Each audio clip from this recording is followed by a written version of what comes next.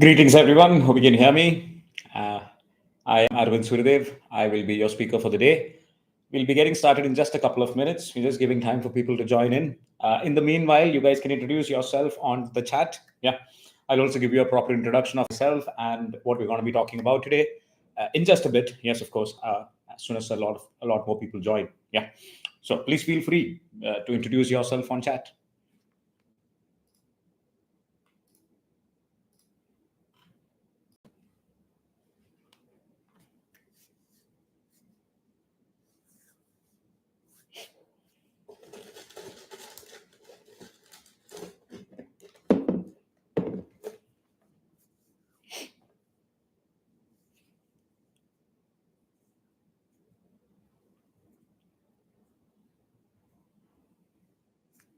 I hope you guys can all hear me clearly.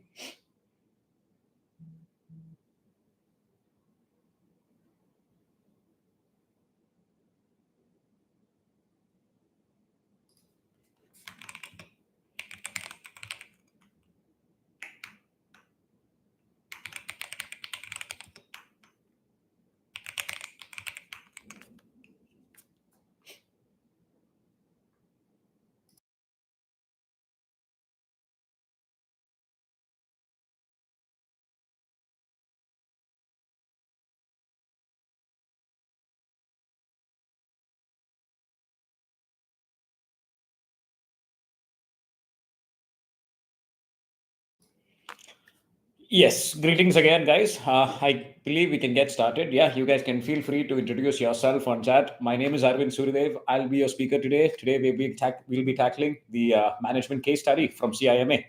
So I believe a lot of you will be writing your exams in the coming months.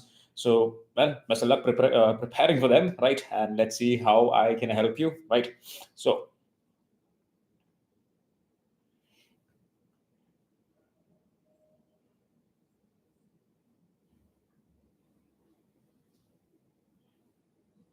all right, let's get started officially then. Yeah, I think we have enough people here. Maybe more people will join. Anyways, so what do we know about this time's management case study? This will be affecting the E2, P2, and F2 exams. Yeah, as you guys know better than me. Now, the management case study is regarding a company called Reset. Some of you may have gone through the case study already, I hope, right?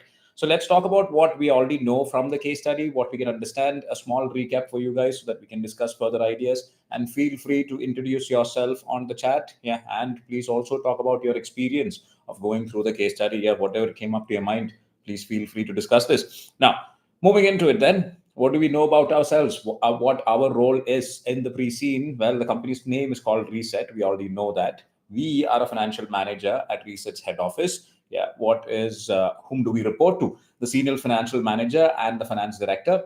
We have main responsibilities, yes, regarding management accounting. Yeah, reporting and analysis falls right in line with your exam papers. Yes, and what else do we know?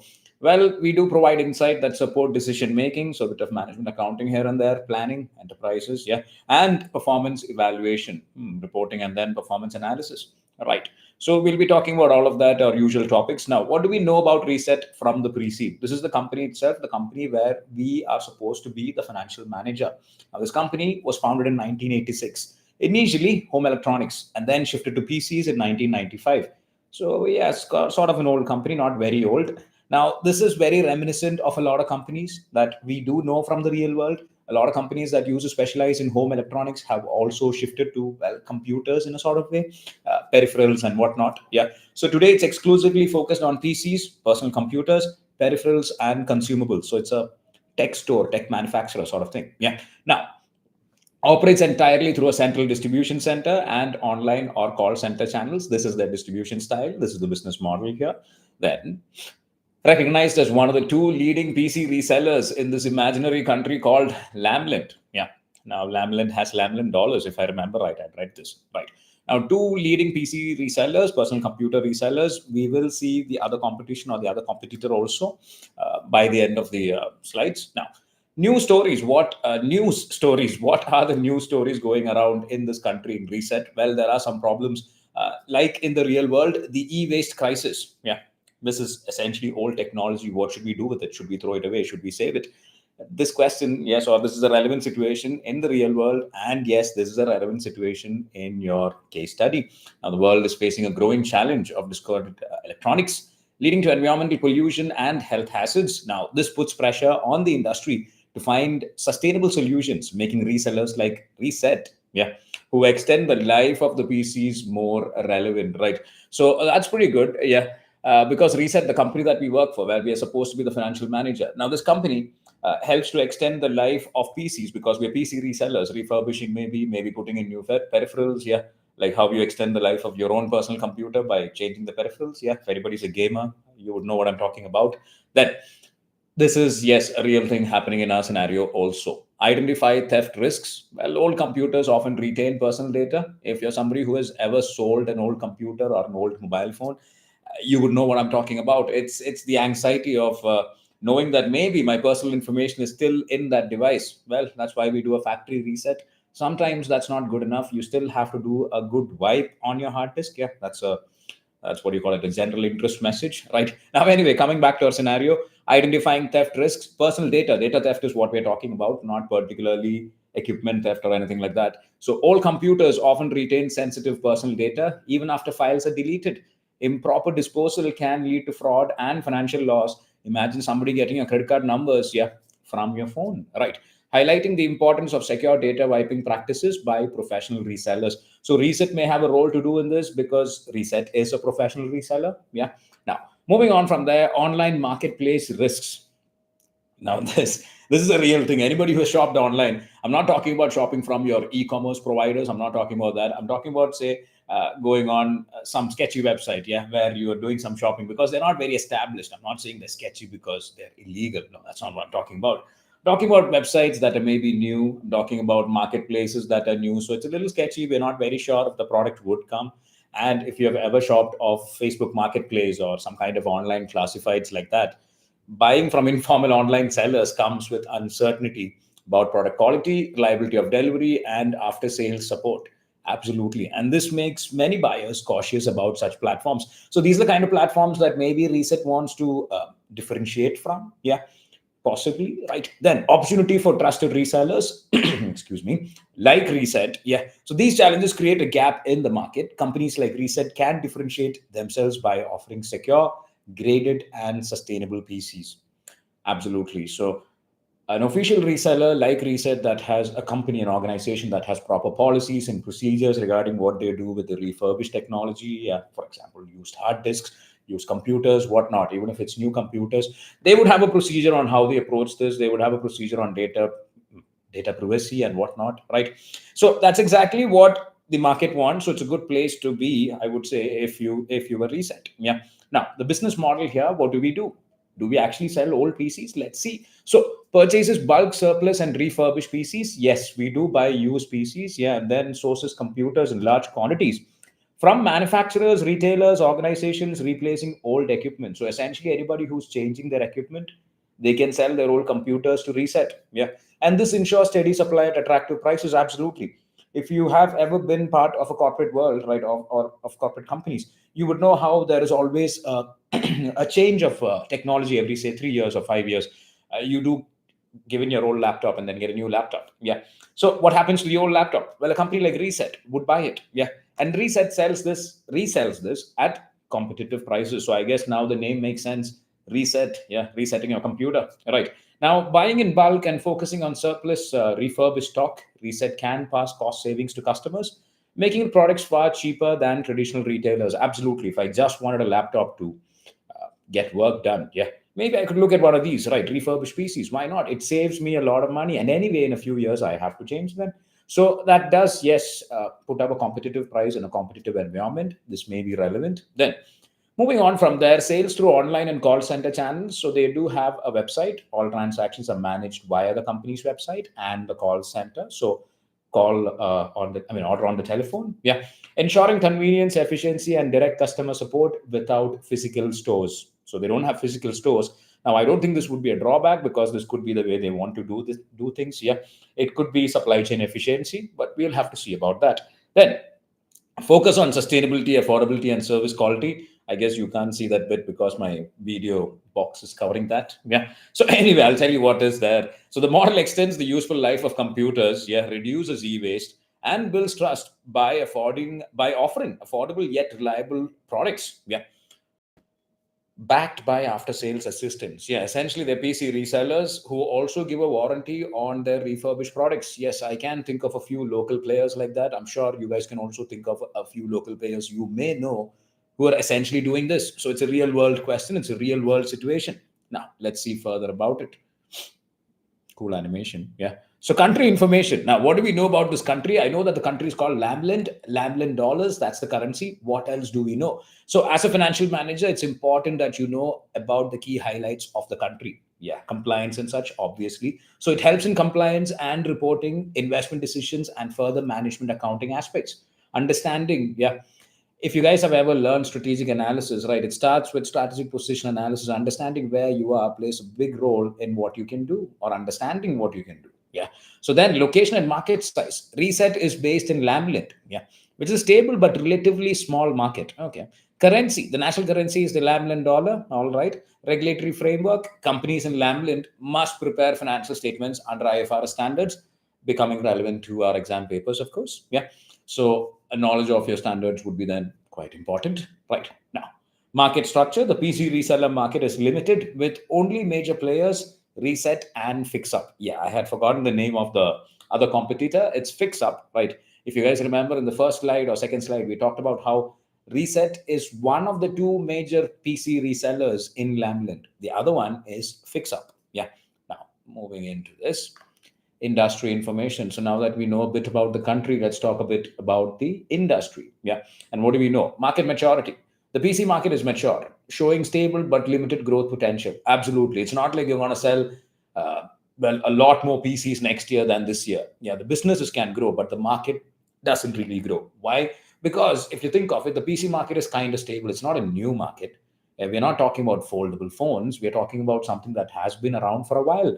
Personal computers have been around for the past 20 years. So about time the market actually stabilized, and that's exactly what we see. So limited growth potential, the market doesn't grow, but it is a stable market in the sense that everybody needs a PC. This market ain't going down anytime soon. Yeah. Now, moving on from there, demand drivers. Purchases are mainly driven by upgrades linked to new software and hardware requirements. Absolutely true. I just changed my PC, yeah, because it was not, well, pulling up my new hardware. My hardware was not good enough. So this happens quite a lot. Yeah. This is the same reason why we all change our mobile phones, laptops, whatnot. So demand drivers are essentially this. Purchases are driven by the fact that everybody needs access to new technology that can run new softwares. Yeah. Now, moving on from that, sales channels. PCs are sold through manufacturers, retailers, online marketplaces, yeah, and specialist resellers. Right. So the sales channels here.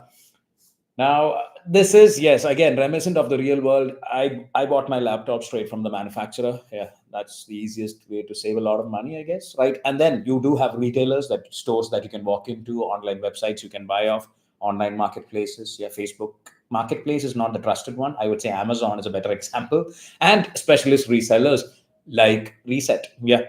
Now, industry challenges. Key concerns include managing e-waste, promoting recycling, and ensuring safe data disposal. So it's not just about safely disposing the electronic junk, it's also about safely disposing the personal junk that, personal data, not personal junk, personal data that comes in these devices. So that is, yes, one of the challenges in the industry. Now, competitive landscape, I would assume so, because what happens in a stable market is there will usually be big competitors. So yeah, the Lamland market here is highly concentrated with only two major resellers competing directly, and this would be Fix Up and Reset. Yeah.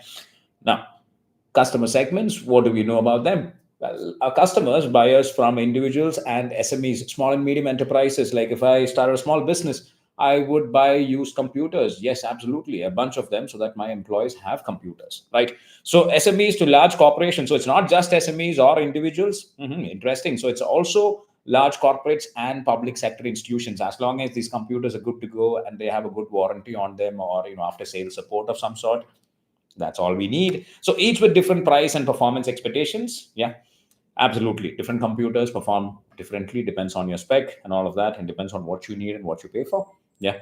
Now, company information, a little more about Reset. Reset is headquartered in Mid City at a purpose-built fulfillment center. So that's a good place to start, I would believe. Yeah. Then employs 350 staff across buying, sales, inventory, and administration. So a bit of an intro into the different departments of the company. Then reported Lamlin dollar 203.3 million revenue and Lamlin dollar 23.8 million profit in 2025. So it is a profitable company. Yes. I can't tell you if it's profitable compared, how profitable it's compared to Fix Up yet. I think that's coming up a little later. Now, streamlined structure supports cost efficiency and responsiveness. Yes, we do have a streamlined structure. I believe we buy in bulk and then we sell to individuals, SMEs, large corporations. We have our online distribution methods. We have order by call. Yeah, people can call us and make orders. We don't have retail stores. Okay. Then moving on from there, sustainability commitment, net zero carbon by 2030. That's what our company has committed to. So that's a big commitment. Sure, for somebody who's reselling computers, tough, but not bad. Then major competitor in the same market is FixUp. Yeah. So what are the services that we offer? The services that we offer, number one, PCs, desktops, laptops, tablets across conditions, new, as new, refurbished. I think Amazon's doing this a bit here and there. I do see refurbished laptops and refurbished electronic peripherals on Amazon. Now, this is not exactly Amazon or comparable to Amazon, I would say. Reset is much more focused, streamlined, yeah, onto the idea of buying PCs and reselling them. What else do they do? Well, they also sell peripherals, as can be expected: monitors, keyboards, yeah, mice, printers, storage devices, and other peripherals you guys can think of, I'm sure. Yeah. So peripherals are a big part of what the services that they offer, the goods that they sell. Consumables like what? Paper, ink cartridges, yeah, toner for your laser printer, USB drives, blank media. Well, CDs and DVDs are no longer in use, I would say. Your NVMe SSDs or hard disks, whatnot. Yeah, but consumables, right? Then moving on from there, support services also. They do provide 3-month technical and after sales support via call center. So that could be something that differentiates them from the rest of the market. I don't know how FixUp is doing. Let's check out FixUp in just a bit. Now, moving on from there, this is a financial analysis 2025 for Reset and FixUp. So some comparison. Wonderful. So Reset here, we already talked about how much money they make. They make about 203.3 Lamlin dollars, yeah, million Lamlin dollars. And revenue growth has been 3% expected of a mature market. Operating profit margin is 14%. Dividend payout is at 96%, which is well, a little high. Yeah. Cash reserves, they do have cash reserves, 7.8 million Lamlin dollars, but they also have debt of 8 million Lamlin dollars. The gearing ratio is 23%, so that's not bad. They can push up the gearing ratio to bring down the WACC. Yeah. If you guys have studied what you need to, you would know what I'm talking about. But one thing I can point out though, dividend payout ratio is a little high. I don't know why. Maybe let's see how FixUp does it. Now, FixUp has lesser revenue than us, right behind us, yeah, but not as much. But the revenue growth is a little scary. They're growing quite fast, 9.7%. What are they doing different that we are not doing? Operating profit margin seems to be 11%. Their margin is much lesser, so probably lower prices maybe. Then dividend or higher costs, marketing costs, whatnot. Now, dividend payout ratio 91.1%. So I guess it's an industry thing where they have very high dividend payout ratios. Cash reserves are also almost equivalent, a little lesser, 6.3 million Lamlin dollars. Debt at 10 million Lamlin dollars, a little higher. Gearing ratio is 28.4%. I don't think that's a problem as such. For a company with positive cash flows, they should keep their gearing ideally a little high, not too high. Yeah. You guys may want to check out the theories on gearing, right? Theories on WACC. Yeah. How should your gearing be so that our weighted average cost of capital can be brought to the optimal point, which is essentially the lowest point? So this requires a bit of trial, yeah, test and fail sort of thing, right? You'll have to test different levels of debt and equity. I'm sure you guys know what I'm talking about. You should know what I'm talking about. So anyway, these two companies don't have such a high gearing ratio. They do have scope of borrowing more if they had to grow further or something like that. Yeah. So not bad. That's the company comparison, the financial analysis. Now, the exam format, I'm sure you guys already know. If you didn't, well, there are 4 scenarios for 45 minutes each. It's a total of 3 hours. Yeah. And each task will have its own unseen information. Now, remember, the pre-seen material is all about setting the stage. You can try to speculate questions. You can try to speculate what may come up. That is not really recommended. What you should be doing, yeah, is well, trying to learn everything that comes up in your syllabus, because at the end of the day, what you learn and what you're able to recreate with the knowledge in the pre-seen and the unseen, yeah, that is what's most important. So it's not just about knowing your pre-seen material, right, or trying to speculate questions, but that doesn't mean you don't read your pre-seen material. You do go through it, and that's where we come in, of course. Now, each task will have its own unseen information, and tasks are based on the I can statements. So please do check out your I can statements, right? Uh, Integration is key between pre-seen, unseen, and even between the tasks. So some of these tasks may be related to each other. A task may have multiple questions. So the pre-seen material, yes, important. It sets the stage. Your unseen material, it tells you very specifically what needs to be done or what we need to look out for. Yeah. And in between these tasks, there may be some relations or some sort of connections that you can find. Yeah. Now, the key themes that, well, will come up in the exam: possible scenario variance. Yeah. We're trying to predict this, of course. Speculation is good, but remember, yeah, always study everything that you can. Yeah. Now, if you had to speculate, let's talk about it. P2 theory. Yes, in your P2 exam, what can you expect? Target costing, yeah, value analysis, investment appraisal, pricing decisions, transfer pricing, risk management. Now, this is your classic, yeah, bit of management accounting, a bit of financial management sort of paper. Yeah, advanced management accounting, right? So, target costing is actually super simple. I hope you guys know target costing is very, what do you call it? Environmentally based, external based. Like, you look at the selling prices of your competitors and try to figure out what a target cost would be. So it's quite easy a method to learn. I think one of the most easiest things out there. Yeah. Now, value analysis, yes, you will have to look at what's creating value and what's not creating value. I'm sure you guys know what I'm talking about. Yeah, that's what value analysis is. A value analysis is in the nutshell. Yeah. Then we have investment appraisal, your NPV, IRR, yeah, all of your discounting, all of the methods that you guys need to learn to understand whether an investment is worth investing in or not. Yeah. Now, some of these methods have advantages of their own, some of the methods have disadvantages. Make sure you know a bit of that to criticize, yes, questions or approaches. Then, transfer pricing. Now, transfer pricing is important in the context of performance management, management accounting, and important in the context of, well, moving money between countries, remittance laws, dividends, and such. Now, I don't think that aspect would be very important for you guys, but the performance management aspect would definitely be important. Now, in the performance management aspect, if you think of it, see, think of a zero transfer price. If you're the manager of a selling division that gives a zero transfer price, yeah, the buying division is going to be super happy because they can show big profits. They got raw materials from within the company at a zero cost.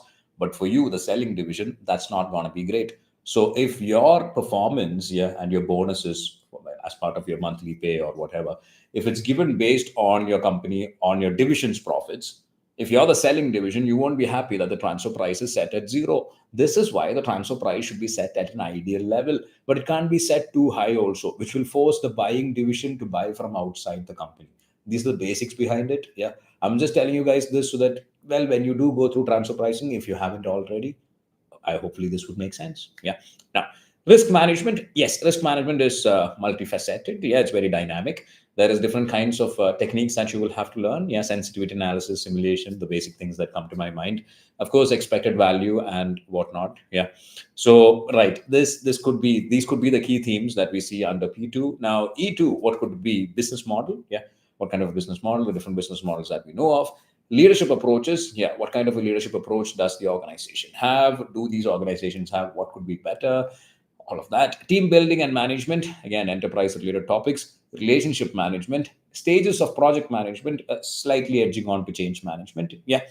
Stakeholders in projects, understanding your stakeholders, figuring out stakeholder conflict, taking care of your stakeholders, right? And stakeholder mapping, yeah, one of the most basic topics, but one of the most relevant topics at all times.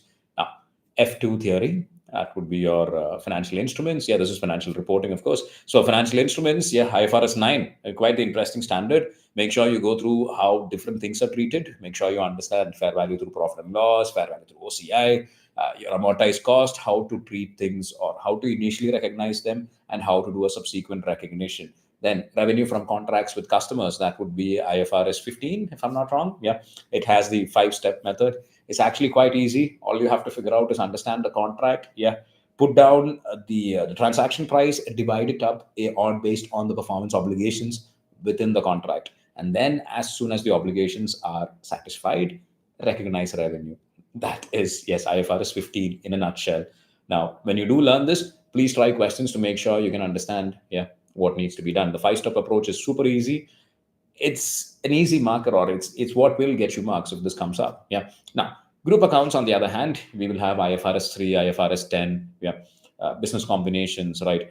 And maybe even IAS 27, if I'm not wrong, IAS 27, 28 associates. That's what I'm talking about, right? So group accounts, yes, consolidation, consolidated statement of profit and loss, consolidated P&L, the adjustments that need to be made, and ratio analysis, an often overlooked topic by students, but one of the most what do you call it, examiners' favorite sort of topics. Yeah.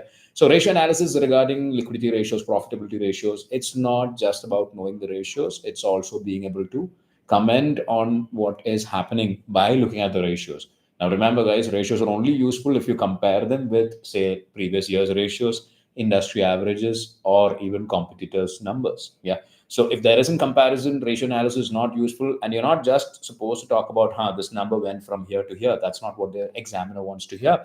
The examiner wants to hear possible reasons as to why this may be happening, and any relationships why you could understand, or what you could understand. For example, our revenue is increasing, but cost is also increasing, and our operating margin or gross profit margin is decreasing. So try to build relationships like that in your ratio analysis. Try to go deeper. Yeah, that's what would be important. Now, moving on from there, what else? Key issues that we can talk about, very question specific. So supply dependence, relies on securing bulk PC inventories consistently. Now, how often can they find other organizations or manufacturers or retailers getting rid of their old PCs is a question. I wouldn't say a question mark, but it could be a problem. Consistency in that. Yeah. So supply dependence is definitely there. We're not manufacturers. I think I said we were manufacturers at the beginning. Yeah, we're not manufacturers. We're resellers. Yeah. So that makes us people who have to rely on suppliers. Now, that could be a problem because the supply here is, well, used and refurbished PC, and it's bulk orders. If we can't get these supplies, how do we sell them? Good question. Yeah. Then environmental pressure, increasing scrutiny around e-waste and recycling. So there are problems. People are questioning the whole e-waste situation. Now, resellers, yes, can take the angle that, hey, we are reselling, we are extending the life of PCs, making sure that the PC stays away from the trash can. Yeah. You could say that, you could argue that, but these are the challenges in the industry. Then data security concerns, need to ensure proper data wiping on refurbished PCs. Now, this is something that we already discussed. It's just that data needs to be deleted properly. This could be a key issue. Looks like it. So a bit of your data protection bill or data protection policy, whatever we know about data protection could be relevant. Yeah. Then moving on from there, let's talk about growth strategy. What is the growth strategy here? Strengthen online presence, digital marketing, and customer service quality. So we are essentially aiming to keep our customers or build our customers through customer service. Yeah, good quality customer service, good quality after sales support. And that could be the reason why people will come back to us. And that's always a good thing for a brand. Absolutely. Now, strengthening online presence, I believe they already have a website where a lot of their sales happen. So they want to strengthen this. They want to take this further. And digital marketing, all right, so digital marketing is, well, marketing online essentially. So they want to step that up also. I see a lot of companies doing that nowadays, and that's great. Yeah. Now, target bulk orders from corporates and public sector clients. So bigger orders, that's the sales end of it. Enhance brand positioning as a sustainable and ethical reseller. I think there was a local player like that who had a green logo. Everything was green about the company, right? And it was all about, reselling tech, old tech. Yes, so they would buy your old tech, and you could buy old tech from them, refurbished old tech with support. So essentially, something like what Reset is doing. Yeah. So enhance brand positioning as a sustainable and ethical reseller. Nice.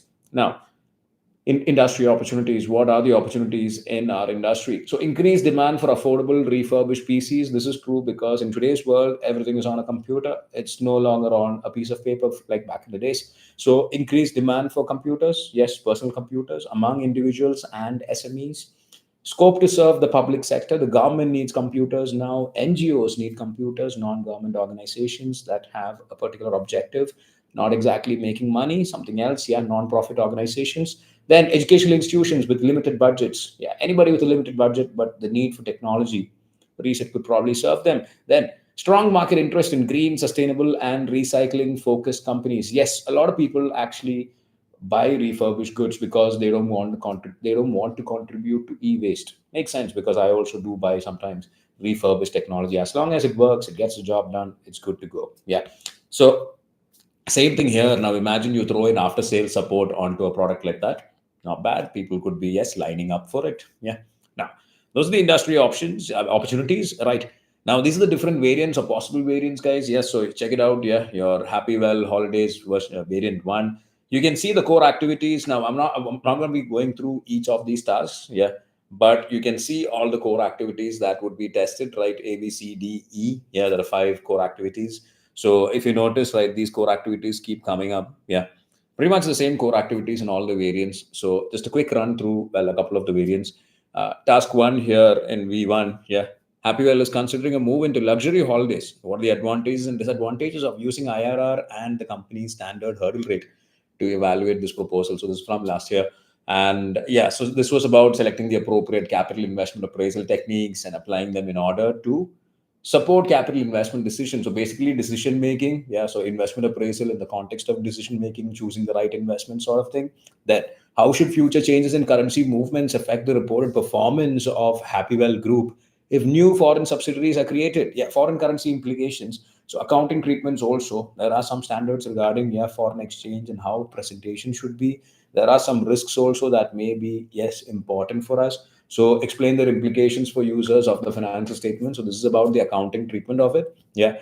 Now, task two was Hap Gold will be established and manage luxury holidays. So I believe that was some luxury holiday wing of that Happy Well, yeah, company. Now, what are advantages and disadvantages of this as a profit center? Now, this revolves around responsibility accounting, responsibility centers. If you don't know what I'm talking about, please do look through it. That's a very important topic. So, advice on measurement, analysis, and reporting on the performance of responsibility centers. Super easy stuff, guys. Depending on what kind of a responsibility center we are talking about, cost center, revenue center, you may have heard this.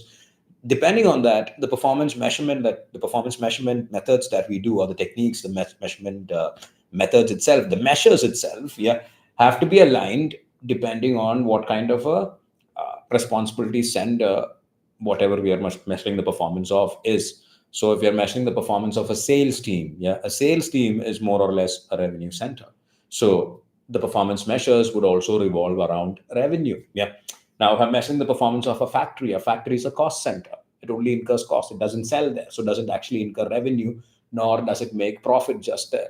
So if I'm looking at a factory, right, I would have, well, if I'm managing the performance or measuring the performance of people in the factory, it would be all cost-based measures that help me as a company save costs, or help me as a financial manager understand where we are bleeding money. Yeah. Now, coming back here, what else? So, what impacts might Hap Gold have on Happywell's business model? Yeah, change of business models, a change of risk. Sure. Select and apply suitable tools and techniques for managing risk and uncertainty in business models. Yep, absolutely. When we are stepping into a new industry, business risk changes. Yeah. So you may have to apply a bit of your knowledge, right, on understanding how we're going to manage risk or how we're going to manage uncertainty. So risk can be quantified. Uncertainty is the unknown. We don't know what's going to happen. That's the whole deal. Yeah.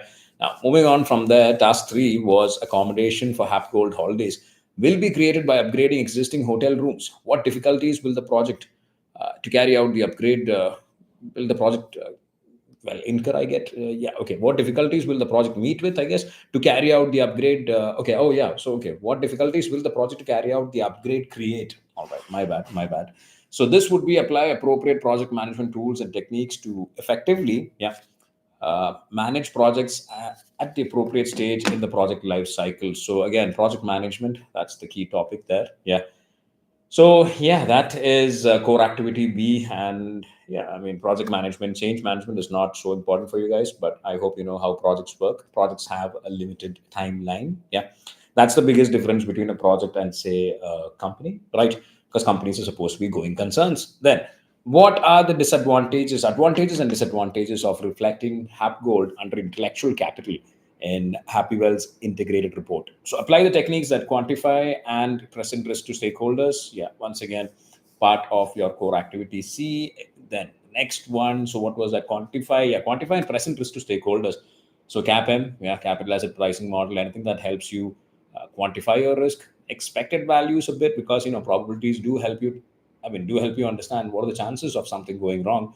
And task four, yeah, was initial sales of Hap Gold holidays have been disappointing. What are these difficulties associated with setting unsuitable transfer prices for the release of Hap Gold rooms to Happy Well? Okay. So this was regarding behavioral financing, yeah, behavioral pricing issues, behavioral and transfer pricing issues associated with internal trading. So specifically with internal trading, yeah, what happens if you don't set the transfer price correctly? This is what I was talking about. So if you don't set the transfer price correctly, there would be a lack of gold congruence, and this would lead to dysfunctional decision making. I'm not talking about people committing fraud or something like that. I'm talking about people making the wrong decisions because the performance measures we as a company use are not the right ones. Yeah. Now, how will the disappointing sale of rooms affect WAC? Okay, so that's the relevance of weighted average cost of capital again from your core activity B. Yeah, a little bit of project management, financial management, and all of that. Right. Now, moving on from there, there are different versions, guys, different variants. Sorry, not versions. My bad. Yeah, I tend to call them versions. Right. So different variants are there, as you guys know. So you'll also be seeing the same 6 variants. Yeah. So these are the expected variants. These are all yes from the previous ones. Now, Happy Well Holidays, again, you can see how the core activity more or less revolves around the same things. I'm not going to go through all the questions here. That's for you guys. Yeah. But the core activities, yes, revolve around knowing your leadership styles, identifying the appropriate style to use, yeah, pricing strategies, which may be important, identifying appropriate quality management techniques. Not bad. Yeah. So a bit of quality management that you guys definitely will have to know. Accounting treatments and implications for the users of financial statements sounds like standard text for any financial reporting paper. Yeah, because that's what we will have to talk about, how we apply the financial standards and how it affects the presentation and how that would affect the users of the financial statements. Then explaining the relevance of weighted average cost, selecting the right investment appraisal technique, advising on the negotiation process, apply appropriate project management tools and techniques. Yeah, project management is quite important. So is investment appraisal. Yeah. Variant three, yeah, we saw select and implement suitable business models. So understanding business models, the different types of them, understanding value creation or value management. Yeah, how to create more value. Yeah, selecting and applying suitable tools and techniques for risk and uncertainty. Right. Financial reporting implications also of additions to the group. Well, essentially that's group accounting, consolidation. What happens when we acquire a company, a subsidiary, an associate, or maybe even a simple investment comes to financial instruments. Yeah. Now, what else do you know? Appropriate project management, once again, quality management. We already talked about them in the other variants. Accounting treatments and implications, negotiation process. Yeah. So variant four, again, I see more or less the same core activities, guys. I don't see a new one here. And here we have variant five. So yeah, more or less the same thing. So you guys can have a go through this a little later, right? Now, there are 6 variants of the paper. So here is an analysis of all of them. Yeah, again, I think the core activities more or less remain the same. So if you do know the key areas, I feel yes, you have a good shot at the paper itself. Yeah. Now, moving on from there, yes, we do have mock exams. That's what we do at Learnsignal. A bit of what we do at Learnsignal, or a lot of what we do, right? So our mock writers, yeah, review previous CIMA question papers to ensure that the mock reflects actual questions that can be posed in the exam. So if you want to, what do you call it, do a trial run before your actual exam, maybe you should be looking into it. And we also do have a kit that applies all the ICANN statements that you guys need to know about to the pre-seen material. And we also have an AI of our own that ensures that you have all the answers you need on any paper. I'll show you guys how the AI works in just a bit. Yeah. So let me show you, right. Yeah. All this is available with our premium subscription, guys. So to know more about this, yeah, you can send an email to info@learnsignal.com. We already do have a lot of students, 350 plus CIMA students studying with us at any point in time. And we've been nominated for the CIMA Digital Transformation Award. So yeah, it's pretty cool, right? So yeah, please feel free to join us and yeah, let's go on a learning journey together. Right. So yeah, if you guys have any questions or any, yeah, anything, this would be the time. This would be the time for Q&A. Now, right. So this was some key tips, yeah, on the CIMA case study. Now, I was your speaker. Yeah, or I am still your speaker. My name is Arvind Suryadev, guys, once again. Now, before I'm not ending the stream, of course, Q&A is open. Yeah. And let me also show you the AI tool that I was talking about. Right. I have it here. Let me share my screen.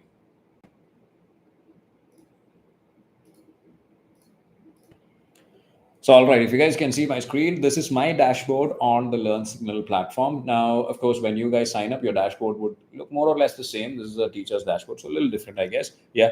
So you can go here. If you guys see here, we have Harmony. Yeah. So you can click Ask Harmony, right? So when you're learning, yeah, you can ask questions and it will answer, yeah, these questions. Now, let me try out a few questions. I do have some questions here. You can ask it any kind of questions. You can ask multiple choice questions. You can ask questions that are related to the pre-seen. So the idea of this tool, what makes it different from your usual AI models? Well, this tool already has access to the pre-seen material and all the resources that it needs. It's not just what do you call it? An all-round AI tool like ChatGPT that has all knowledge, but maybe not enough answers or maybe wrong answers. So what we have here is a little more focused, yeah, on to what we're learning here, right? And yeah, I hope you can see my screen. Yes, I'm trying to show you Harmony, right? I haven't typed out a question yet. So wait, let me just put a question here. What could be a good question? Okay, tell me about WAC. Right. So if you guys wanted to just learn topics like that, yes, Harmony AI helps for that. Now, this is not the most ideal use of it. The most ideal use is, of course, asking questions, like proper questions. Yeah, questions from your pre-seen, also discussing ideas with the AI engine. Yeah, learning in the process and also teaching the AI engine in the process. Right. Just kidding, but yeah, that's how AI engines work. Now, anyway, let me show you a more complex question. Let me see what I have here. So all right, I think I can use maybe.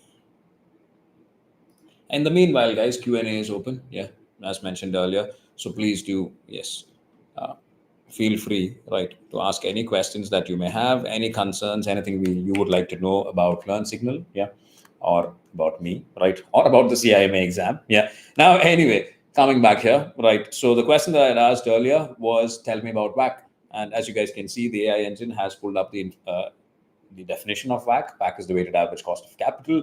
It is the average cost of capital from all forms or all sources of financing, equity, debt, and any other financing. Now, WAC is used to evaluate investment decisions. Why? Because if I know the average cost of capital, that is my cost per year, I know that I have to make more money than that. Because if my cost of capital is, say, 20%, I have to make at least 20% to pay the cost of capital, right? So that's the idea. Yeah. So it reflects a minimum return that a company must earn on its existing asset base to satisfy its investors or creditors. Now, the formula for WAC is also given here. You guys can see this. So quite an easy way to learn, especially if you have quick questions that need solving. Yeah. It can be a little better than your Google search, right? It's more poised. You can't just search questions like this. So what I've done here is I've given the question, I've copied this question from a file I have. The computer doesn't know, I mean, not the computer, the Harmony AI engine doesn't know about the question as such, but you can see what I have asked here. Just a second, guys. Yeah. So extracts from company Z's account are as follows. Yeah. This is the turnover, $200 million turnover. The operating profit is 50 million. Interest payable is 10 million. Profit before tax is 40 million. Profit after tax is 20. What is company Z's interest cover? Now you can see how, yeah, I had copied a table and it has come like that. Yeah, like a sentence, right? Even that has been recognized quite well by the AI engine. So tell me which of the following options is correct and which are wrong with explanation. So yes, I am also asking the engine to tell me what are the wrong options. What is the problem here? So yeah, if you guys can see the answer, interest cover is a financial ratio that measures a company's ability to meet its interest payments. That is true. How many times can you technically pay the interest? That's what we calculate. So interest cover is operating profit divided by interest payable. So operating profit is 50 million, your interest payable is 10 million. That means the interest cover is 5 times. They've shown you the formula, they've shown you the calculation, right? Harmony AI has shown you all this. Now, evaluating the options, 20 times would have been the wrong answer. Why? Because the interest payable, operating profit is 20 times the interest payable. That's what it would imply. But we already know that it's only 5 times. Interest payable is 10. Operating profit is 50. That's the problem. So 20 times can definitely not be the answer. 5 times is the right answer. Matches the calculated interest cover. 4 times would be wrong because it doesn't match the calculation. It's a little lesser, obviously. And 2 times also is not exactly the right answer. So the correct answer is 5 times. Now it helps to ask questions like this if you wanted to, yeah, help you understand topics like maybe WAC or CAPM or something, right? Here's another question that I'm going to post here. Explain to me how WAC and CAPM are related with an example. So we already saw what it was talking about when we asked it about WAC. Now, what is, yes, the AI engine telling us? So this is based on general AI knowledge, not derived from platform content. Okay. So what is WAC? What is CAPM? And what are the differences between them? So CAPM, yes, is your formula that helps you incorporate risk into the rate of return that investors would want. So here's a sample calculation also, because I did ask for examples. Yeah. So you can see how a WAC is being calculated. But before the WAC is a composition of KE and KD. Now the KE, the cost of equity, that's what is usually calculated using the CAPM model. Yeah. So that's what we see here as an example. Now, what have they talked about? Yeah. So the question was, what is the relationship? Yeah. How WAC and CAPM are related. Now, how are WAC and CAPM related? That's what I was talking about, right? WAC is the weighted average cost of capital, cost of equity plus cost of debt, not a simple addition like that, based on its proportion and average. Yeah. CAPM is what helps us calculate predominantly the cost of equity, because it works on the idea of how much risk an investor is taking and the idea of risk versus rewards. And that's exactly what the AI engine has shown us here. So you guys can see the answer here. See, WAC represents the average rate a company is expected to pay. We already saw this earlier with our question. CAPM is a model used to estimate the cost of equity, which is a key component of WAC. And the example here, let's see if the example is on point. Excuse me. Now, suppose a company has the following data. Risk-free rate is 3%, beta is 1.2, market return is at 8%. The debt is at $40 million, equity is at 60, convenient, here 40% debt and 60% equity proportions, right? Now, cost of debt after tax is 4%, KD into 1 minus T, if anyone's wondering. Corporate tax rate is 30%. Yeah, so after tax is already given to us. So I don't think, yeah, we will have to adjust anything for taxes. Anyway, the CAPM model, as you guys can see here, helps us to calculate the cost of equity. This is done by taking the risk-free rate plus the beta factor multiplied by the equity risk premium. Now, the equity risk premium is nothing but the difference between market return and the risk-free return, yeah, risk-free rate. So that's 5% here. That's the spread of returns, you could say. And this is 1.2 times as risky as the market. Roughly, that's what we say when the beta factor is 1.2. This is the reason why the rate of return on equity here for this particular company is 9% higher than the market. Why? More risky than the market. Yeah. Then calculate the WAC. Now, to calculate the WAC, remember the proportions are already here. After tax cost of debt has been calculated as 2.8. So I think it was pre-tax that we had before. If it was after tax, we don't have to do this calculation. If it is not after tax, yep, you will have to do this. Yep. Once we have that, it's just about taking the proportion, multiplying with the cost of equity and the cost of debt to finding out the WAC itself. And you guys can see that happening here. 6.52% seems to be the weighted average cost of capital. So questions like that, yes, that can work. Then you can also ask it questions regarding your pre-seen material, right? So I believe, yes, okay, let me see if I can show you one. Yeah. So I predominantly teach ACCA, guys, just a disclaimer. So I have access to the ACCA side of things, yeah, on the Learnsignal platform. But let me see if I have access to a question from the previous years or previous, yes, papers of CIMA. So here you go. Oh, I think I still don't have access to that. So when you guys do get CIMA access, you'll be able to ask it questions, yeah, regarding previous, yes, pre-seen material and whatnot. For me, it's the ACCA side of things that I have access to. That's why you see this here. Yeah.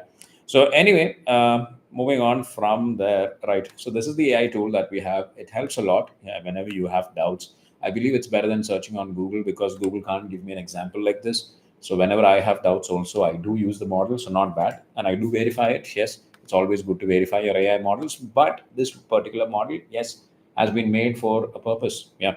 So it helps on that end. Right. Now, anyway, moving on from there. Yeah. Let me pull up the. Yes. If you guys have any questions, anything to share, please feel free. Chat is still open. We are still on the Q&A session, right? And as far as I'm concerned, right, whatever I had to tell you guys regarding, yeah, the AI model and the pre-seed material, this is what I wanted to share. I hope that it helped you guys, right? It helped in some way. And I hope it showed some pointers that maybe that you guys were missing out on. Yeah. And, and yes, you're welcome to ask me your questions. So a couple of minutes, yeah, and then I think we can wrap it up.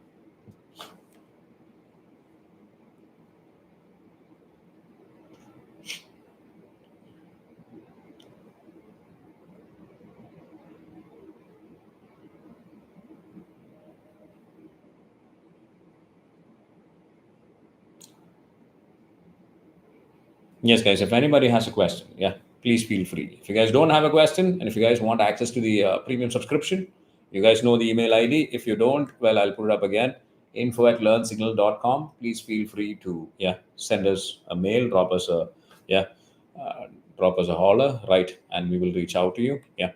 Now, yeah, that's pretty much it. I was your speaker for the day, Arvind Suidev. Uh, Looking forward to seeing you guys at Learn Signal, right? And thank you for joining today's YouTube live. Yeah. So thank you guys and bye bye. I hope it helped.